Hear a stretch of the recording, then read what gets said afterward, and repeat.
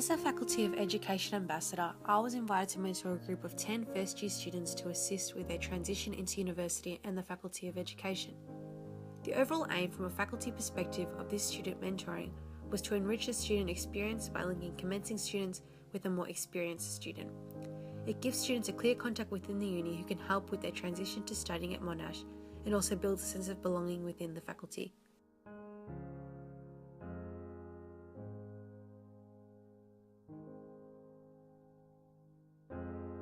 My expectations as a mentor were to email or Facebook my mentees once a week until week 4, to meet with my mentees face-to-face where possible to answer any questions, to answer any general questions about the university in a timely manner, to put mentees in touch with other students from their area of study, to take them on a campus tour if they miss orientation day, to share with my mentees how I handle my university studies and balance this with other commitments, to provide them with information about the services available to students, and to be a friendly face on campus.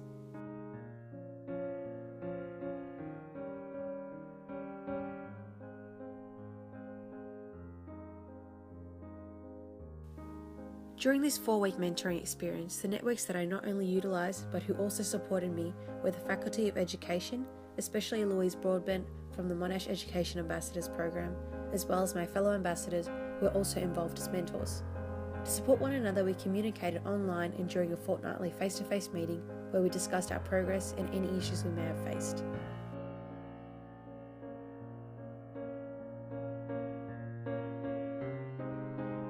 Reflecting on this mentoring experience, there are a handful of policies which I adhered to. Victorian Institute of Teaching tells us that a registered teacher, we must engage in at least 20 hours of professional development activities each year to renew our registration.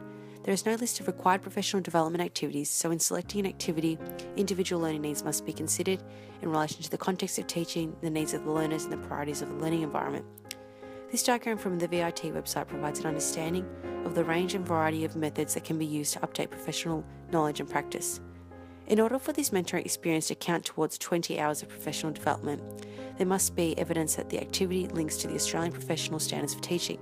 My mentoring experience meets 3 standards, these being Standard 4, 6 and 7. Standard 4 refers to creating and maintaining supportive and safe learning environments. Over the 4 weeks I was involved in the mentoring program, the following substandards were met. 4.1 Support student participation. By emailing students, I was able to bring to their attention the upcoming university events which were specific to first years. 4.4 Maintain student safety. The emailing between myself and students was confidential and their details were not shared. 4.5 Use ICT safely, responsibly and ethically. This links with the above standard, however, this experience allowed me to communicate professionally with students using ICT. Moving on to Standard 6, which refers to engaging in professional learning.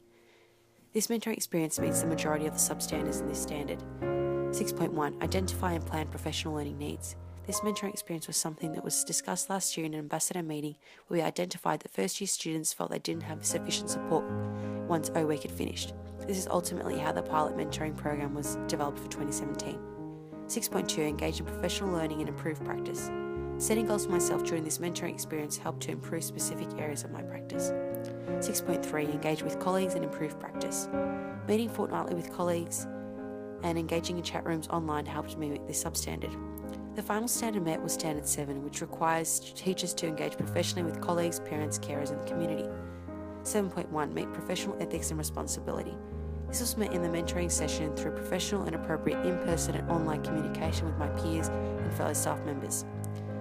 7.2 Comply with legislative, administrative and organisational requirements. This was achieved by maintaining professional boundaries with colleagues and Monash staff, organising meetings via Timebridge and arriving on time, as well as creating a joint document with staff and mentors outlining expectations. And finally 7.4 Engaging with professional teaching networks and broader communities. In order to establish our email templates, we outsourced information from the Berwick Education Ambassadors who had run a similar program in the previous year. Another policy which my mentoring experience also addresses is the Victorian Teaching Professional Code of Conduct. The Code of Conduct outlines 3 sections. Section 1 Professional Conduct, Section 2 Personal Conduct and Section 3 Professional Competence. Below is a list of how I met different subsections during my mentoring experience. Lastly, after reflecting back on my mentoring experience, I would like to set myself some goals for my future practice, predominantly in regards to how I see myself as a leader. Brymer and Cray 2006 described leadership in terms of effectiveness and self-growth.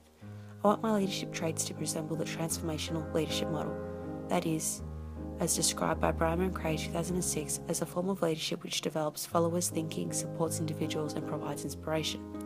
The following are the goals which will take me into my teaching career. A good leader has excellent public speaking skills. They speak clearly and confidently and leave a lasting impact on their audience. My goal is to improve my public speaking skills by attending the courses offered by the Peninsula Ambassadors throughout the year. Shields 2014 describes leadership as being ethical. That is, leaders do not develop rigid sets of practices for all individuals to conform to, but rather develop a system for determining right or wrong in a situation based on the beliefs of the school. To become this type of leader, I want to understand the beliefs of the schools I attend on placement or work within. I will read policies and mission statements and understand the uniqueness of the student body as well as the demographic area. This will ensure that each decision I make is well informed. Additionally to leadership development, I would also like to develop an honest communication with my students, creating a safe space where students are able to open up. I want my approach to teaching to be holistic. To achieve this, I will develop a rapport with my students in Term 1.